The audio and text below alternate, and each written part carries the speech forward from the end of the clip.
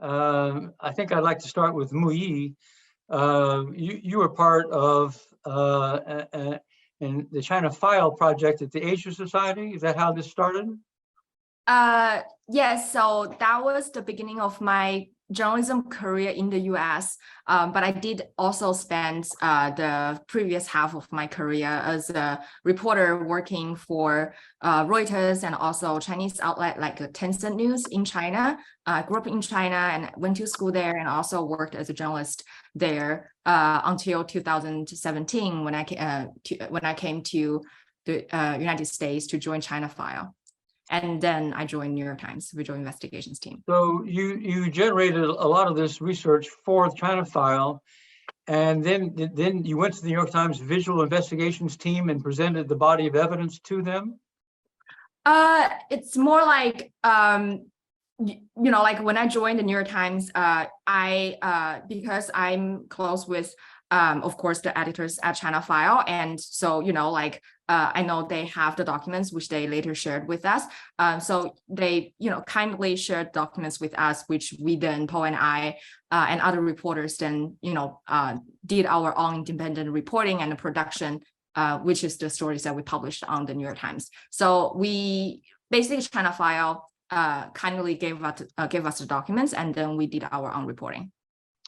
So how big is the Visual Investigations team at the New York Times? I mean, this whole episode, your work together makes me think that maybe we've reached the point that visual investigations have become almost as important as the old-fashioned kind of journalism I used to practice of, going places and talking to people, that visual investigations may have new status in our profession. Yeah, for sure. Actually, I came from a very traditional visual journalism background. I worked as a photojournalist and video journalist and a photo editor before becoming an investigative journalist that's examining visual evidence and other type of evidence. So the visual investigations team is definitely a pioneer in this field. And our team right now have half a dozen reporters.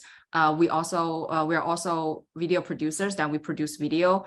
And also we work with a couple of video editors and animator, and also we have senior producers who would oversee projects. So you produce this body of evidence, and then what was the sequence of events? I'm interested in this dynamic between the visual part of the New York Times and the print side of the New York Times.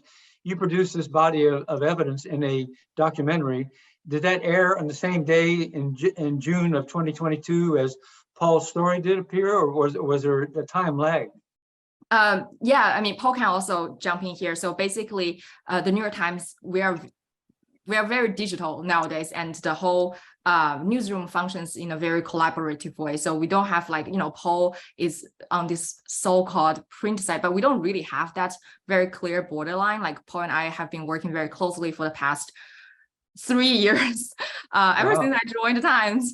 So I it's not like I produce a video and he does a story. We did both stories together. It's just, we both have limited amount of time. So I basically did more on the video production side, and Paul, did more writing, but we did all the reportings together. And we did it for almost 2 years. Yeah. Oh, really? So how did you get this much time? Almost, it says in the documentary, it says in the notes about your work that it took you a year, but it took you 2 years to develop all this?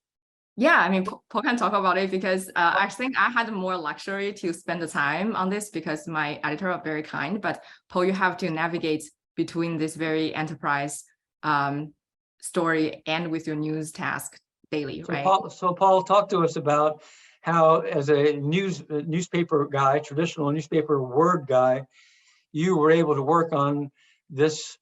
You worked on the documentary side, as well as working on the print version that appeared last June of 2022. So how did you get the time to do that? Well, I mean, it helped that I got thrown out of China. So getting expelled, gives you a little more time to sort of sit at your desk and work on things. And it was also during COVID. But no, I mean, investigations like this are, by the by the patience of our editors, you just kind of tick away at it as you work on your day-to-day stuff. But I will say that a lot of it involved both on the ground reporting or on the ground experience that we had, and kind of digging through these procurement documents. And other data-driven projects are very similar in that sense, where you just spend the time on the documents. And I always think, we talk about follow the money. And one of the things that I like to think about is follow the data instead in our kind of new time, with the idea that, in an autocratic and highly opaque political system like China's, it can be very difficult nowadays to develop the right sources, to tell you certain things. And oftentimes, even if you develop one, to kind of get a bigger picture of what's going on is elusive and difficult. And you would really need 10 really amazing sources. And oftentimes they're just not going to materialize now, given the risks and the difficulties. And at this point, the New York Times' inability to be there we only have 2 people now, and I was expelled and I can't go back. You were And so expelled getting in this much 2020, data, was it? 2020? 2020, yeah, that's right, yeah.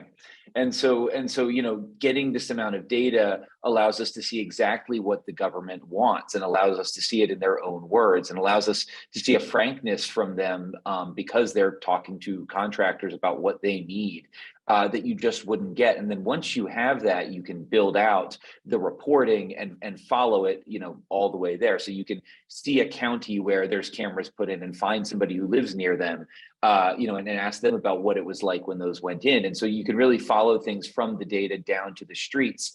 I think I've always been interested in that kind of reporting and that type of investigation in China, in particular, as things have gotten more difficult to report. Partially because we're not allowed to be on the ground, and partially because so many people are afraid to talk to us and know the consequences. This is a way to do that. And, the visual side, I've worked on quite a few videos over the years, and, I think it's just something I quite like. It does feel, in particular with these sort of huge investigations, thinking visually about it is an incredible challenge, but it also is really important, because it's hard to get people to care about, hundreds of thousands of procurement documents. Right. Thinking visually about it, it does allow you to kind of come up with this idea. Okay, here's how we're going to bring people into this and make just what is literally just a pile of documents that we go through each day into something really exciting and interesting that people can actually engage with. And that's just kind of what you have to do these days, I think, to kind of grab attention, given how distracting our smartphones and the internet can be. How interesting that the Chinese have kicked out so many distinguished correspondents, and most recently actually beat a BBC correspondent in Shanghai, putting huge pressure on the Western media. But at the same time, they have put so much online, even behind the Great Firewall, that from afar you're able to harvest so much knowledge. Is this the new model of how we have to cover China?